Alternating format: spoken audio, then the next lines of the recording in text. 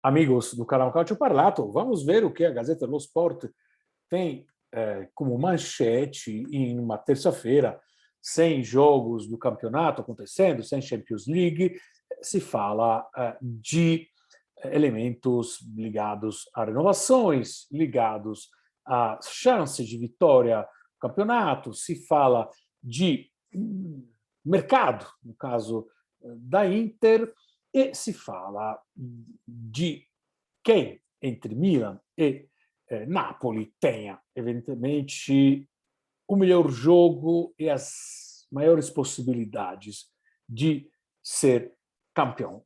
Mas a capa é toda para ele, para a joia, o Dybala, que anuncia, de fato, se não formalmente, mesmo não tendo ainda assinatura, mas já se proclama o fato dele ter renovado por 10 milhões de euro, incluso nesse valor os bônus, que são bônus derivados das vitórias, número de presenças, mas sobretudo vitória de campeonato, vitória de Coppa Italia, vitória de Champions League. E aqui, já na capa, se vê aquilo que será, ocupará, né, 4 páginas dentro da Gazzetta dello Sport, esse paralelo entre Milan e Napoli. A Gazzetta dello Sport, evidentemente, o Jornal de Milão tende a dizer que, apesar do Napoli ser muito poderoso, muito forte, o Milan joga um futebol mais completo e que, no final das contas, não esconde o fato de que, segundo a Gazeta, o Milan será o vencedor. Uma manchete destinada a fazer polêmica, assim como a gente vai rapidamente também ver a chegada possível, evidentemente ainda não está garantida, mas possivelmente já em janeiro isso pode acontecer. De um lado, a chegada do Onana, o goleiro do Ajax, que chegará para ser o substituto do Andanovic, o goleiro extremamente válido. E, ao mesmo tempo, se fala também da possibilidade de rescisão em janeiro para o Alex Sanchez, o Sanchez que não tem, de fato, gostado dessa situação de ser quarta escolha no ataque do Inzaghi, e também o Inzaghi possivelmente não esteja enxergando ele da forma que seja justifique também o salário elevadíssimos dele. E aqui, exatamente aquilo que a gente via na capa, quem é favorito para o Scudetto, ou seja, quem é favorito para a vitória final desse campeonato. Se fala o Napoli, tem 21 pontos e tem os 3 africanos. Os 3 africanos que, porém, terão a incógnita da Copa d'África. Os 3 africanos, a espinha dorsal, né? Que é uma espinha dorsal maravilhosa, Koulibaly, Osimhen, aliás, Koulibaly, Anguissa e Osimhen, que, porém, em janeiro deverão deixar, evidentemente, o Napoli em uma situação complicada. É uma análise que a gente tem feito bastante, para quem tem seguido nossos comentários. O Milan tem muita intensidade, Leão melhorou muito, a estrutura está sólida, a Inter, a 17 pontos, melhor que em 2020, onde ganhou o Scudetto, mas ainda tem vitórias, ganha jogos ainda sem convencer muito, né? Essa vitória sporca possa estar se remetendo a isso. E a Juventus, bom, né? Evidentemente tem espaço também para a Juventus, 11 pontos, ele aos poucos está subindo a correnteza, como diz aqui, e veremos aqui, claro, uma tentativa assim de criar uma boa polêmica, né? Porque, apesar de tudo, o Napoli está em primeiro lugar, né? E por a Gazeta ser uma torcedora bastante escancarada de dos times de Milão, parece evidente que tem essa cobertura muito grande. E aqui, uma entrevista a umas 15 pessoas, personalidade do futebol, que, resumindo, praticamente concordam no fatto che o Milan possa essere campeão ter, de fato, voltar a ganhar o campeonato.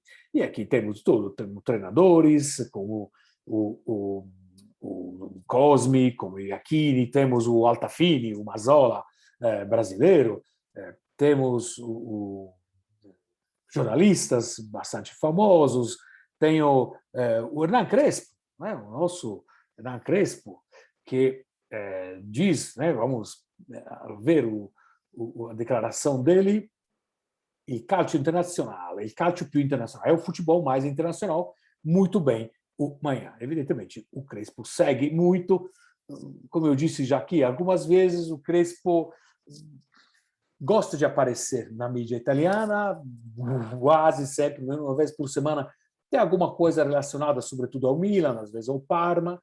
Por quê? Porque, enfim, sabemos que a grande ambição dele é ir treinar na Itália. Vamos em frente. As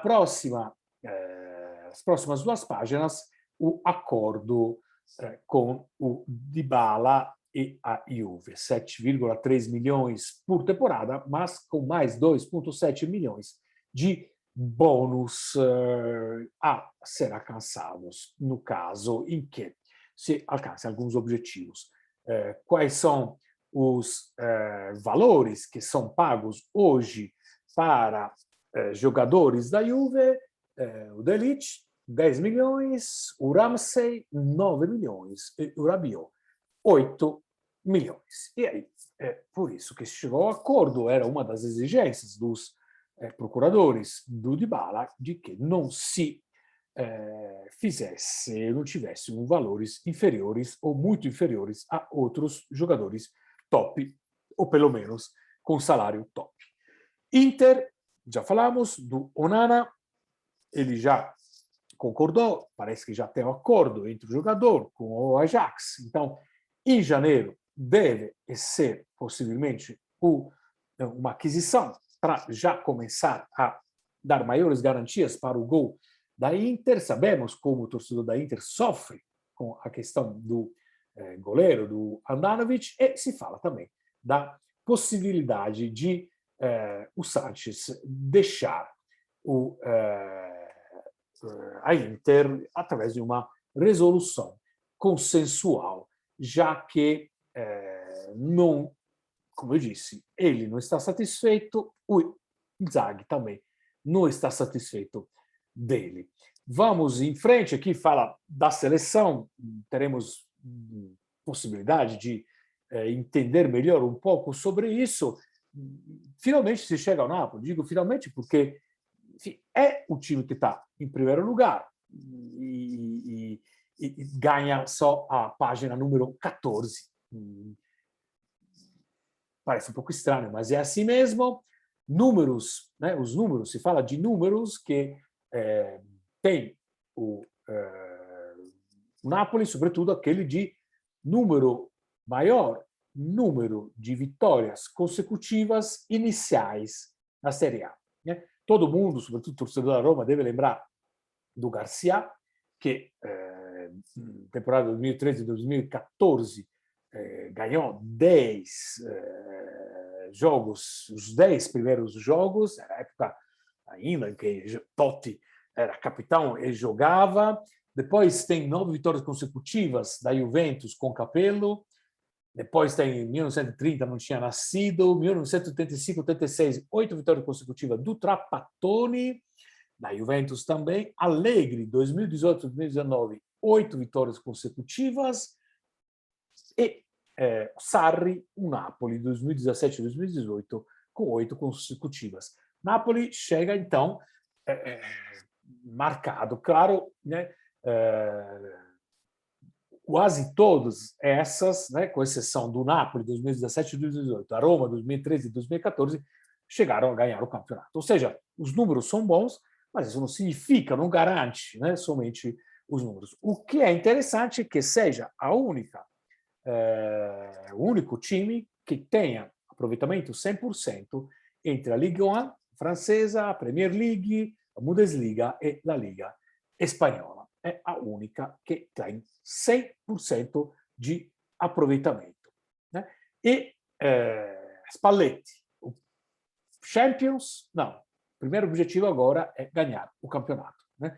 O Spalletti já aumentou o sarrafo e acho isso muito interessante. Finalizamos com um assunto bastante triste e polêmico, já falamos isso ontem, sobre os insultos que foram sofridos pelos Koulibaly e pelo Osimhen e pelo Anguissa durante o jogo de Fiorentina-Napoli. A Fiorentina se colocou totalmente à disposição, fez um comunicado, levou para a polícia todas as imagens disponíveis e deu a mais ampla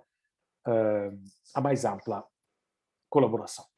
Um detalhe que, porém, acho que vale a pena ser ressaltado: o prefeito da cidade de Florença pediu desculpas, disse que essas pessoas não representam em nada, né, a fiorentinidade, ou seja, o ser de Firenze. Mas tem um detalhe um pouco polêmico, do qual eu concordo plenamente, e que não pode ser deixado despercebido. O Vlahovic, que é de origem, que é nascido na Sérvia, o Vlahovic sofreu, durante o jogo Atalanta-Fiorentina, dos mesmos atos racistas que Koulibaly, Osimhen e Anguissa sofreram no jogo contra a Fiorentina. Aí a Fiorentina se pergunta: por que não foi feito absolutamente nada? Sequer a Atalanta pediu desculpa, sequer foi aberta uma indagação. Existem racismos diferentes? Claro que não. É um assunto muito polêmico, é um assunto do qual Calcio Parlato não vai se esquivar de falar, mas racismo é racismo para qualquer tipo de situação que isso aconteça. Isso precisa acabar, mas não é fechando os olhos de um lado ou fechando os olhos do outro ou fazendo de conta que. Não. Precisa ser rigorosos sempre e sem exceção nenhuma. Chega de racismo, chega dessas situações que passa ano, tanto no Brasil como na Itália, que são os países que nós seguimos mais o futebol, sempre temos que lidar com essa situação. Chega. Queremos falar de futebol e que sejam punidos exemplarmente todos aqueles que fazem racismo, independentemente de qual seja o tipo da raça, independentemente de qual seja o motivo e independentemente de qual seja o time em campo. Nós temos absoluta certeza que o racismo vai ser punido de forma a ser exemplar sempre que acontecer esse tipo de episódio. É lamentável, é absolutamente inaceitável que isso continue acontecendo em 2021 nos campos da Itália, assim como nos campos do Brasil. Com isso, eu me despeço de vocês. Espero que esse assunto, do qual, como eu disse, nós não vamos esquivar, nós vamos fundo sobre isso. Vamos entender mais sobre isso. E não é porque isso aconteceu agora recentemente que depois vamos fingir que tudo esteja bem. Ficamos de olho, porque esse é um assunto que dói muito no fundo da alma. Para mim, que vivi metade da minha vida inteira em Florença, isso é um assunto que dói muito e tenho certeza, muitos de vocês ficam extremamente incomodados. Mas nada de tristeza, com certeza os responsáveis serão punidos e chegará o momento em que finalmente esse assunto não será mais pauta nem manchete em jornais.